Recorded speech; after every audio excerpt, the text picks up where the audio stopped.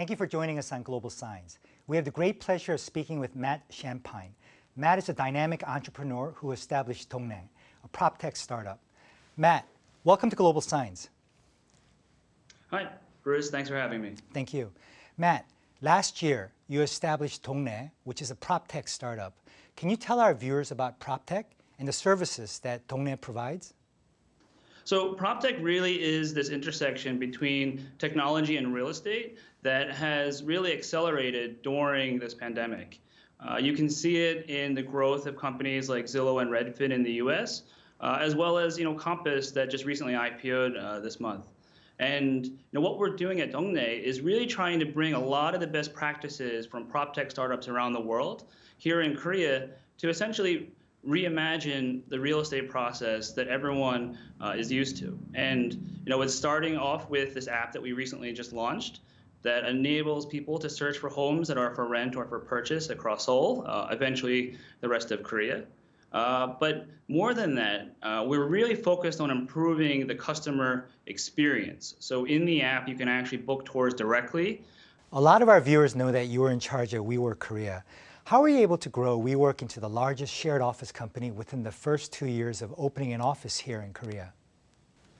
Yeah, so that's a great question. And I think reflecting back on what we did, we really just tried to take this global kind of concept, but at the same time, listen to the local landlords, the local businesses, understand what do we need to do to improve and extend the services that we offer, while still bringing the global element to what WeWork is and the idea of sharing best practices and really enabling the idea of community amongst entrepreneurs and businesses to flourish here in Korea. And I think that's really what led to WeWork Korea's success during that time.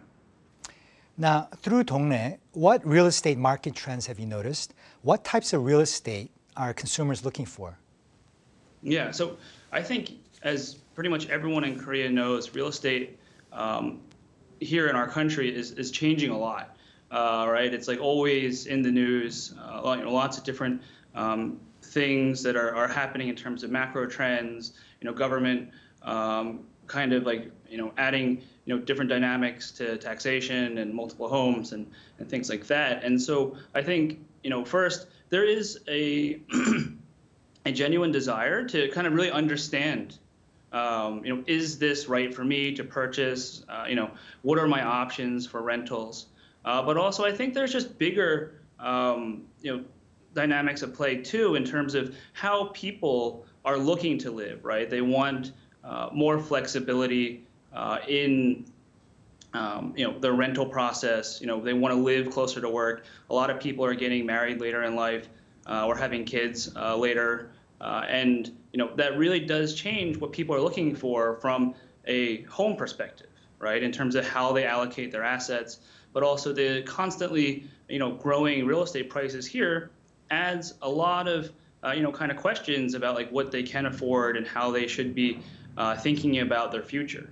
And that's really, something that we're looking to do at our company in terms of how do we help you make a fully informed decision that you really do feel comfortable with. Now, after COVID-19, what is the future of certain aspects of the sharing economy, such as co-sharing and co-living?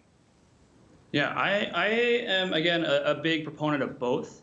I think there's all different kind of levels of both co-working and co-living. And I think that in every country, it's a bit unique in terms of how people think about what the space looks like, the size requirements are, but also the pricing, the commitment levels.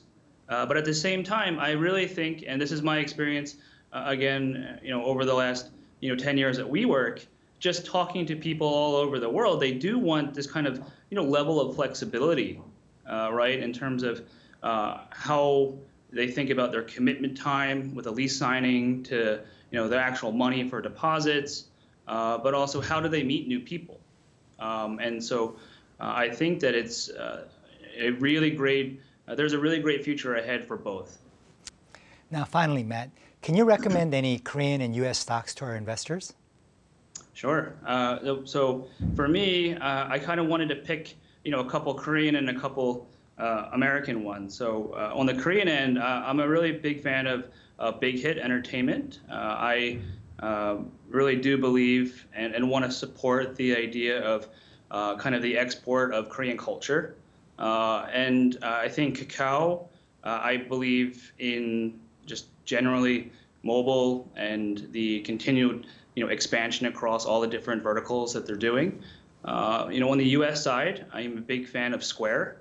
I think Square is building the future of banking, and I also am a big fan of Bitcoin, so I appreciate them having that on their balance sheet.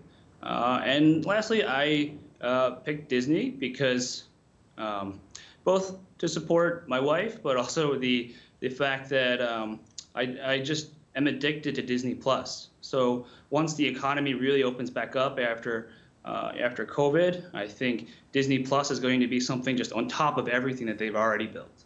I see. 매튜샴파인, entrepreneur, a founder of 동네. Thank you so much for being with us today. Thanks a lot, Bruce. Thank you. Matt recommends 4 stocks. For Korea, Matt recommends Kakao and Big Hit Entertainment. And for the US, he recommends Square and Disney.